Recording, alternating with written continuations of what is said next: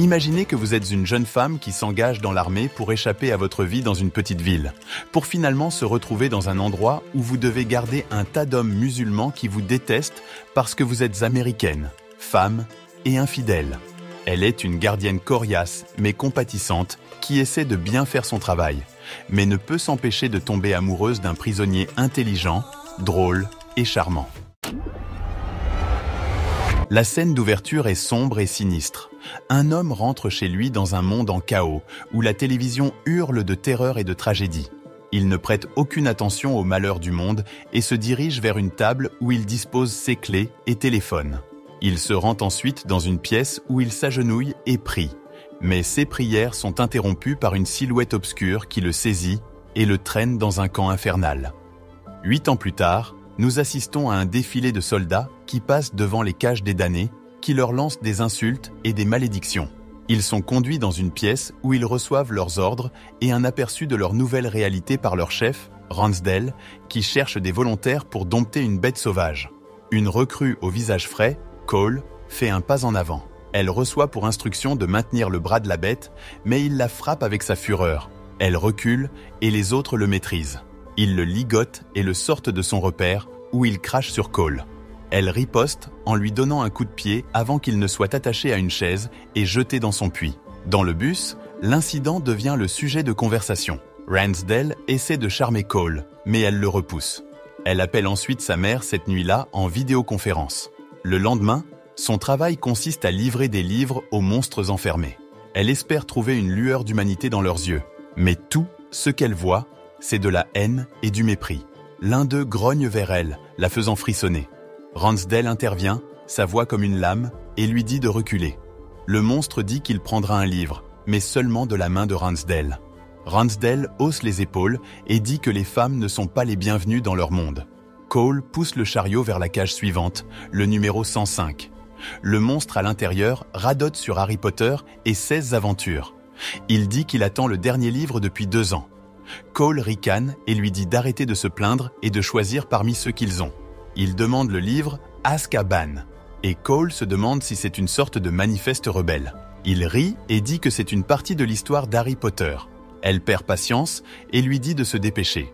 Il choisit un livre et elle passe à autre chose. Elle va nager plus tard, essayant de se vider l'esprit. Elle regarde le ciel où les nuages sont doux et sereins. Elle voudrait pouvoir ressentir la même chose. Le jour suivant, elle doit à nouveau vérifier les monstres. Elle ignore leurs moqueries et leurs malédictions, sauf celui de la cage 105. Il l'appelle princesse et essaie de faire la conversation. Il dit qu'il s'appelle Ali et lui demande son nom. Elle ne répond pas, elle lui dit juste de se taire. Elle dit qu'il lui rappelle un méchant de film qui aimait trop parler. Il dit qu'il ne connaît pas le film et elle s'énerve en disant que c'était probablement interdit là d'où il venait. Il demande si elle veut dire l'Allemagne et elle est perplexe. Un autre dit quelque chose dans une langue étrangère et ils enveloppent tous leurs livres saints dans des tissus blancs. Ali demande de l'eau et promet de se taire. Elle ouvre la fente de sa cage et lui donne une bouteille. Il lui lance quelque chose au visage, quelque chose de brun et puant. Elle hurle et d'autres soldats viennent l'aider. Elle a l'occasion de se détendre aujourd'hui. Elle rejoint les autres sur un yacht et pêche pour le plaisir. Elle espère oublier les horreurs de son travail, mais tout ce qu'elle ressent, c'est de la culpabilité et du dégoût. Ransdell la drague, sa voix comme du miel, et lui dit de se lâcher. Elle boit trop vite, et commence à se sentir étourdie. Elle va aux toilettes et trouve des magazines cochons. Ransdell la suit et elle le taquine. Ils s'embrassent et se touchent, mais elle ne ressent rien. Elle lui dit d'arrêter, mais il n'écoute pas. Elle le repousse et sort en courant. Pendant ce temps, Ali est torturé de différentes manières. Il est déplacé de cellule en cellule, toutes les 2 heures, comme une punition.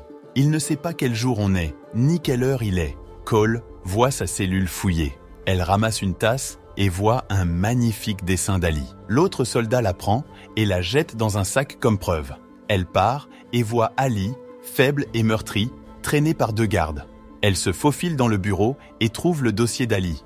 Elle l'ouvre et voit des photos de lui, inconscient et ensanglanté. La dernière photo montre quelqu'un qui tient son visage, comme une marionnette. Elle se sent malade et en colère. Elle regarde ses antécédents et voit qu'il a déjà beaucoup d'infractions. Elle voit un nom de code, Alfred Hitchcock on the Block, et demande à un autre soldat ce que cela signifie. Il dit que cela veut dire qu'un psy rend visite aux prisonniers. Elle le remercie et part pendant qu'il retourne jouer aux cartes sur son ordinateur.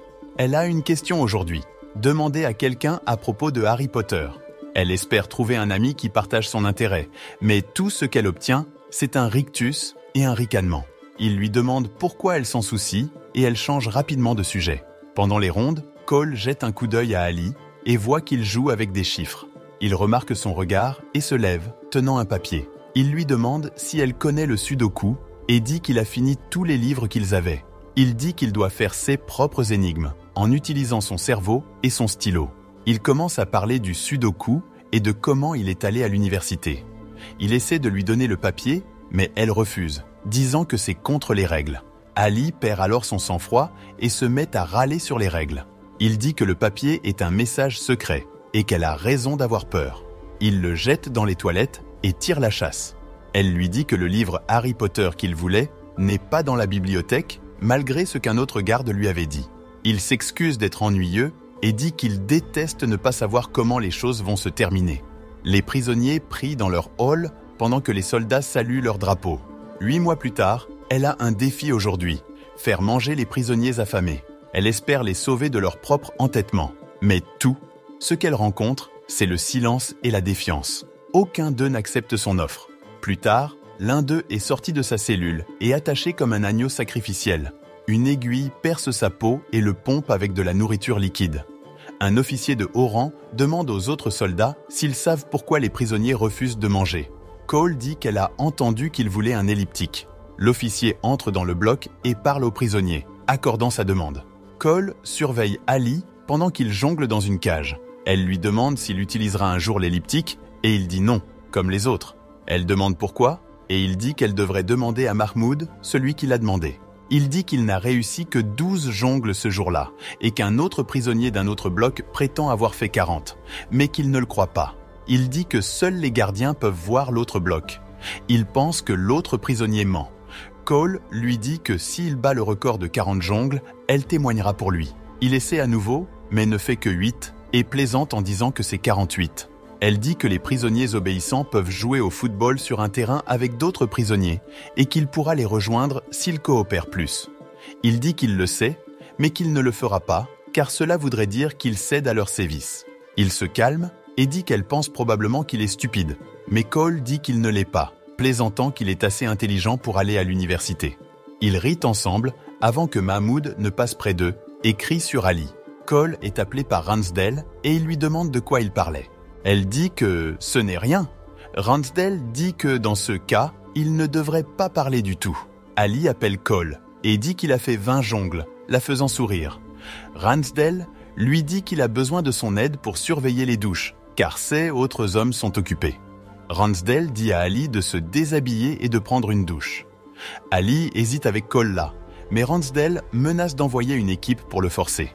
Ali obéit et Ransdale s'assure que Cole regarde, ceux qui violent leur foi et leur dignité. Elle a un choc aujourd'hui, découvrir que Ransdale lui a menti. Elle espère obtenir justice pour ce qu'il a fait, mais tout ce à quoi elle est confrontée, c'est la trahison et l'étouffement. Aucun des autres soldats ne la soutient et elle rédige un rapport contre Ransdale. Elle est convoquée dans le bureau du supérieur et il prend le parti de Ransdale et rejette son rapport. Il dit qu'elle est trop amicale avec Ali et qu'elle met en péril la mission. Il dit qu'il y aura bientôt une audience et la congédie. Elle va dans la salle pour manger et s'assoit avec Cruz. Cruz lui demande si la nourriture était bonne, puis lui dit que quelqu'un a essayé de se suicider l'autre nuit. Cole est confuse, car les prisonniers sont surveillés comme des faucons par les soldats. Cruz se dit que ce n'est pas un prisonnier qui a essayé, mais un garde qui a survécu par chance. Cole commence à dire qu'elle se sent coupable, mais Cruz la coupe, disant qu'elle est trompée par les prisonniers. Il part et Ransdale passe près d'elle et se moque d'elle. Elle continue à faire son travail de garde, mais elle commence à voir les prisonniers comme des êtres humains. Elle devient aussi plus solitaire parmi les soldats. Elle a un changement aujourd'hui, travailler au quart de nuit. Elle espère éviter les ennuis qu'elle a causés, mais tout ce qu'elle trouve, c'est plus de solitude et de regret. Aucun des autres soldats ne se soucie d'elle et elle nettoie une cellule seule. Elle entend dire qu'elle est transférée au quart de nuit. Pendant ce temps, Ali regarde l'horloge à l'extérieur de sa cellule et ressent un pincement de déception. Il demande si l'horloge est juste et le soldat dit que oui. Il demande où est Cole, mais il n'obtient aucune réponse. Pendant le quart de nuit, Cole passe devant la cellule d'Ali pendant les rondes et voit qu'il dort. Elle s'éloigne, mais Ali entend ses pas et se réveille. Il l'appelle par son nom et se lève. Cole lui dit de se rendormir, mais il dit qu'il ne dort jamais bien de toute façon. Il veut lui demander pourquoi elle est là, mais il sait qu'elle ne peut pas le dire. Cole dit qu'elle a dénoncé quelqu'un. Ali ne sait pas ce que « dénoncer » signifie et pense que c'est quelque chose de Harry Potter. Elle explique que ça veut dire « dénoncer quelqu'un ». Il comprend qu'elle a dénoncé Ransdale, même si elle ne dit pas son nom. Ali lui demande pourquoi elle est là en premier lieu. Elle retourne la question sur lui et il jure qu'il n'est pas un terroriste. Ils parlent de leur foyer et Ali dit qu'il est d'Allemagne, tandis que Cole dit qu'elle vient d'une petite ville. Un autre soldat arrive et donne un café à Cole, en disant qu'elle ne sera pas au quart de nuit longtemps. Ali lui demande quelle date il est et elle dit que c'est le 14 juillet. Il réalise qu'elle partira le mois prochain, car les gardes changent à chaque août. Il lui demande si elle reviendra et elle dit que non. Cole dit qu'elle a beaucoup appris de son temps ici et que les nouveaux gardes apprendront aussi. Ali lui demande ce qu'elle a appris et lui rappelle qu'ils sont ennemis. Il sort son Coran et en tire une lame qui était cachée à l'intérieur. Il s'agenouille au sol et Cole le voit tenant le couteau. Il le presse contre sa gorge et lui dit que si elle appelle à l'aide, il se coupera. Elle essaie de le calmer, mais il dit qu'il est fatigué d'être enfermé ici et qu'il ne vit pas vraiment de toute façon. Cole lui dit que son nom est Amy et qu'elle vient de Moorhaven, en Floride. Elle lui demande s'il y a un zoo à Brême, ce qui le surprend. Cole dit qu'elle allait au zoo quand elle était enfant, parce qu'elle voulait voir quelque chose de différent de sa ville. Elle se sentait triste alors, de voir les animaux enfermés dans de petites cages. Ali ricane et dit qu'il sait ce qu'elle essaie de dire, que les gardiens de zoo n'ont pas d'autre choix que de garder les animaux là. Mais elle n'est pas d'accord. Elle dit qu'elle pense que les animaux méritent d'être libres. Cole fait quelques rondes autour du bloc avant de vérifier Ali à nouveau. Elle voit qu'il est toujours vivant, tenant toujours le couteau contre sa gorge, mais cette fois, il pleure. Il lâche le couteau et le lui donne. Cole lui tient la main alors qu'ils pleurent tous les deux. Elle fait ses adieux aujourd'hui. Elle quitte l'endroit qui a changé sa vie. Elle espère trouver un peu de paix et de réconfort, mais tout ce qu'elle ressent, c'est de la tristesse et du vide. Ali est allongé sur son lit. Il pense à elle. Il entend frapper à sa porte et se lève. Il voit un nouveau soldat qui tient un chariot de livres. Ali se moque de lui, mais ses yeux s'écarquillent ensuite. Il voit quelque chose sur le chariot qui fait battre son cœur. Il demande au soldat de le lui donner et il le prend dans ses mains. C'est le dernier livre de Harry Potter, celui qu'il attendait tant. Il l'ouvre et voit un mot de Cole. Il dit « Je suis désolé de ne pas avoir pu te dire au revoir. J'espère que tu aimeras le livre.